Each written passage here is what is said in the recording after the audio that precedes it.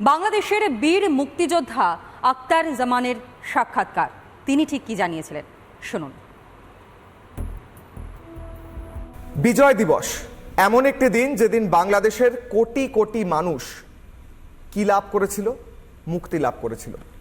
মুক্তিযোদ্ধা যারা বাংলাদেশকে মুক্তি দিয়েছিলেন এমন অত্যাচারী শাসকদের হাত থেকে, যারা ৩০ লক্ষ বাঙালিকে হত্যা করে। এবং সেই মুক্তিযুদ্ধের আগের পরিস্থিতি যে ইউনুসপন্থী বা কট্টরপন্থীরা ভুলিয়ে দিতে চাইছে, রিপাবলিক বাংলা তা হতে দেবে না। রিপাবলিক বাংলায় আজ বিজয় দিবস উপলক্ষে সবচেয়ে বড় উৎসব, সবচেয়ে বড় উদযাপন রিপাবলিক বাংলায়। এবং সেই উপলক্ষে রিপাবলিক বাংলায় আজকে বীর মুক্তিযোদ্ধারা নিজেদের অভিজ্ঞতা শোনাবেন দিনভর। আমাদের সঙ্গে এই মুহূর্তে উপস্থিত রয়েছেন বীর মুক্তিযোদ্ধা আক্তার জামান সাহেব। আক্তার জামান সাহেব, আপনাকে রিপাবলিক বাংলায় স্বাগত। আপনি বীর মুক্তিযোদ্ধা, আপনাকে পেয়ে আমরা আপ্লুত, গর্বিত। প্রথমেই জিজ্ঞেস করব আক্তার জামান সাহেব, বাংলাদেশের আজকের পরিস্থিতি দেখে গোটা বিশ্বের বাঙালিরা সত্যি আজ কাঁদছে হয়তো।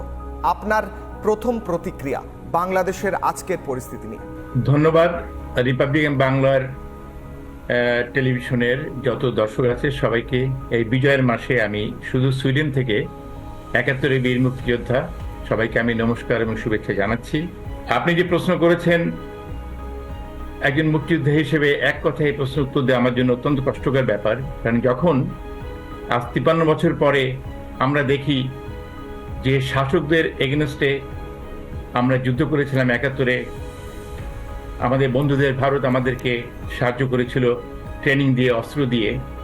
সেই দেশটা যে উদ্দেশ্যে আমরা স্বাধীন করেছিলাম, যে লক্ষ্য নিয়ে, সেই বাঙালি জাতির মুক্তি, বঙ্গবন্ধুর স্বপ্ন ছিল, সেই স্বপ্ন পুরোপুরি পূরণ হয় নাই। একটা অসাম্প্রদায়িক বাংলাদেশের ৪টে কাঠামো, গণতন্ত্র,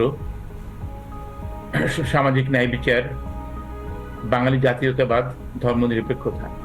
দুঃখের ব্যাপার যে আমি আজ ৭২ বছর বয়সে একজন মুক্তিযোদ্ধা হিসেবে যখন আমি চিন্তা করি যে আমার দেশটা কোথায় আজকে চলে গেছে এবং যে পর্যায়ে পৌঁছে গিয়েছিল, আমরা অগ্রগতি হয়েছিল, বাংলাদেশে মানুষের মুক্তি আসছিল, এগিয়ে যাচ্ছিল, সারা বিশ্বের বুকে একটা পর্যায়ে আমরা পৌঁছেছিলাম, উন্নতির একটা শিখরে পৌঁছেছিলাম আর কি।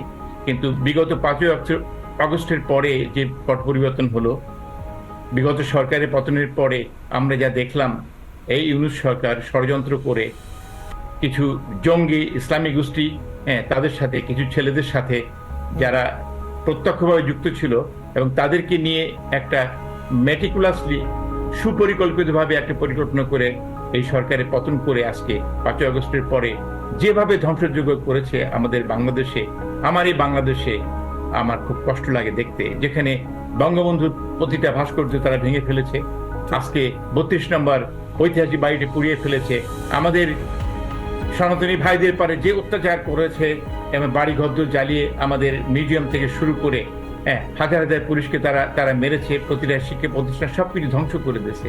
এবং সেই বাংলাদেশ ৪ মাস পরে আমি যা দেখছি, আমরা সম্পূর্ণ বিপরীতমুখী যাচ্ছি। যে বাংলাদেশ স্বপ্ন নিয়ে আমরা দেশ স্বাধীন করেছিলাম, সেই বাংলাদেশ আমাদের আর থাকছে না। কারণ তারা জাতীয় সঙ্গীত বদলাতে চায়, বাংলাদেশের নাম তারা পরিবর্তন করতে চাচ্ছে। তো এই বাংলাদেশ তো আমরা চাই নাই।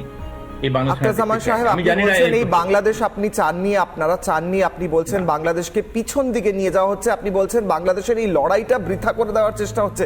অত্যন্ত গুরুত্বপূর্ণ কথা আক্তার জামান সাহেব, এবং প্রতিটা মুহূর্তে আমরা সেটা দেখছি কিভাবে এক এক করে আপনাদের তিলে তিলে গড়ে তোলা বাংলাদেশকে ধ্বংস করছে এই ইউনুসপন্থীরা। আমি প্রশ্ন করবো আক্তার সাহেব, গোটা বিশ্ব আজকে শুনতে ইন্টারেস্টেড যে আপনার মতো যারা রয়েছেন বীর মুক্তিযোদ্ধা, আপনার পার্সোনালি শুরুটা কিভাবে ছিল? আমি ছাত্র জীবন থেকেই রাজনীতি সচেতন ছিলাম। বাংলাদেশে ঐতিহ্যবাহী ছাত্র সংগঠন বঙ্গবন্ধু হাতের গড়া ছাত্রলীগ, যাকে নিষিদ্ধ করা হয়েছে, আওয়ামী লীগ এবং ছাত্রলীগ যে ঐতিহ্য ছিল বাংলাদেশে, যাদের হাত ধরেই বাংলাদেশ স্বাধীন হয়েছে, আমি সেই ছাত্রলীগের ছাত্র জীবন থেকে, তখন আমার বাড়ি যশোরের মাগুরাতে। তো যশোর শহরে তখন আমি মাইকেল মধুসূদন সরকারি কলেজে বিএসসি সেকেন্ড ইয়ারের ছাত্র। ৭ তারিখে বঙ্গবন্ধু তখন সরোয়ারী উদ্যানে ভাষণ দিলেন যে এবারের সংগ্রাম মুক্তির সংগ্রাম, এবারের সংগ্রাম আমাদের স্বাধীনতার সংগ্রাম। তখন আমাদের কাছে এটা ক্লিয়ার হয়ে গেল যেন এখন আমাদের সময় আসছে, এখন আমাদেরকে মুক্তিযুদ্ধে ঝাঁপিয়ে পড়তে হবে। কিন্তু আমাদের হাতে অস্ত্র নাই। কিছু আনসার পুলিশ এবং কিছু ইপিআরদের হাতে কিছু অস্ত্র ছিল, 303 রাইফেল টাইপের। এটা দিয়েই তো আমরা আর পাকিস্তানি সরকারের এগেইনস্টে সামরিক বাহিনী যুদ্ধ করতে পারবো না। তখন আমরা পরিকল্পনা করে খোঁজ নিয়ে জানলাম যে আমাদের রাজনৈতিক নেতারা ভারতে চলে গেছেন, আমরা হচ্ছে ট্রেনিং এর জন্য আসছি ভারত সরকারের কাছে আমাদেরকে, কারণ কেউ কিছু বলতেছে না। তখন ওনার সঙ্গে দেখা করলাম, তখন এক দাদা বললেন যে এরকম আপনাদের একটা এমপি সাহেব এখানে আছেন, তো ওনার সঙ্গে যোগাযোগ করেন। উনি মানে ছাত্রদেরকে রিক্রুট করতেছেন যারা যারা জয়মেলা থেকে আসছে আর কি। তো ওনার সঙ্গে যোগাযোগ করার পরে উনি বললেন যে হ্যাঁ, তোমাদেরকে একটা স্পেশাল বাহিনী BLA, Bangladesh liberation force, Mujib বাহিনী, যেটা বঙ্গবন্ধুর নিজস্ব নেতৃত্বে 4 জন ছাত্র নেতাকে দিয়ে অলরেডি অ্যাডভোকেট চিত্তরঞ্জন সুতার নাম করে বঙ্গবন্ধুর কাছে সহযোগী উনি ভারতে পাঠিয়ে দিয়েছেন অলরেডি আর কি। বঙ্গবন্ধু মধ্যে হওয়ার আগে এই পরিকল্পনা ছিল আগের থেকে যে একটা বাহিনী করতে হবে, শিক্ষিত একটা বাহিনী, যেটা হবে বিএলএফ, মুজিব বাহিনী নাম। তো ভারত সরকারের সাথে অলরেডি সেই হলো শুরু, বাংলাদেশ লিবারেশন ফোর্সের সেই শুরু তাহলে আপনাদের হাত ধরে। হ্যাঁ, শুরুটা হলো। হ্যাঁ, আমরা ট্রেনিং এ গেলাম, ওইখান থেকে রিক্রুট হয়ে আমরা প্রথমে গেলাম শিলিগুড়িতে, 1 সপ্তাহ ট্রানজিট ক্যাম্পে ছিলাম। এরপর আমাদের উত্তরপ্রদেশে রাশিয়ান প্লেনে নিয়ে যাওয়া হলো সারেংপুরে। ওইখান থেকে আমরা ভারতীয় সেনাবাহিনী মিলিটারি ট্রাকে করে আমরা চলে যাই দেরাদুনের টান্ডুয়া নামে একটা গেরিলা ক্যাম্পে। আমাদেরকে তখন 15 মাস মতো আমাদেরকে অত্যাধুনিক গেরিলা ট্রেনিং দেওয়া হয় এবং এর দায়িত্ব ছিল ওভান সিং ছিল দায়িত্বে। তো ট্রেনিং এর পর আমরা ফেরত আসার পর ব্যারাকপুরে কিছুদিন থাকার পরে তখন বাংলাদেশের ভিতরে কঠিন অবস্থায় চলছে, প্রত্যেক জায়গায় পাকিস্তানি বাহিনী মানে মানবেন এই যে আজকাল বলা হচ্ছে ভারত নাকি বাংলাদেশের মানুষের বিরোধী বা ভারত নাকি হিংস্র শত্রু, কিন্তু সেই সময় ভারতই তো দাঁড়িয়েছিল বাংলাদেশের মানুষের পাশে, বাংলাদেশের পাশে। ভারত, দাদা শোনেন, ভারত, আমি একটা ইতিহাস, জীবন্ত ইতিহাস মুক্তিযোদ্ধা, আমি বলছি আমার বয়স 72 বছর, আমার নিজের চোখে দেখা, ছাত্র রাজনীতি করে আসছি, মুক্তিযুদ্ধে অংশগ্রহণ করেছি। ভারতের সহযোগিতা সারা জীবন আমরা কৃতজ্ঞতার সাথে স্মরণ করব। কে আমাদেরকে ট্রেনিং দেবে বলেন? তখন 1 কোটি শরণার্থী ভারতে আশ্রয় নিয়েছে, তখন আমরা ট্রেনিং, আমাদেরকে অস্ত্র দেওয়া হয়েছে, আমরা শপথ নিয়ে মারি না মরু পাকিস্তানের এগেনস্টে। আজকে যদি 9 মাসের যুদ্ধে যদি ভারত আমাদেরকে পাশে আসে না দাঁড়াতো, শেষের দিকে এসে আমাদের কবে আমরা মুক্তিযুদ্ধে আমরা দেশ স্বাধীন করতে পারতাম আমরা জানি না। যারা গুলি খেয়েছে, যাদের হত্যা করা হয়েছে, যাদের ধর্ষণ করা হয়েছে, তারা তো হিন্দু মুসলমান নির্বিশেষে বাঙালি ছিল। তাদের মধ্যে তো হিন্দু সবাই প্রত্যেকে বাঙালি, হিন্দু মুসলমান নির্বিশেষে হত্যা করা হয়েছে। আজ কি মুসলমান ভাইয়েরা ভুলে গিয়েছে, যারা এই মুহূর্তে পাকিস্তান প্রেম দেখাচ্ছে বাংলাদেশে দাঁড়িয়ে, তারা কি ভুলে গেছে যে তাদের ওপর, তাদের পূর্বপুরুষের ওপর, তাদের মা বোনেদের ওপর, তাদের ঠাকুমার ওপর কি অত্যাচার চালিয়েছে খান সেনারা, পাকিস্তানি সেনারা?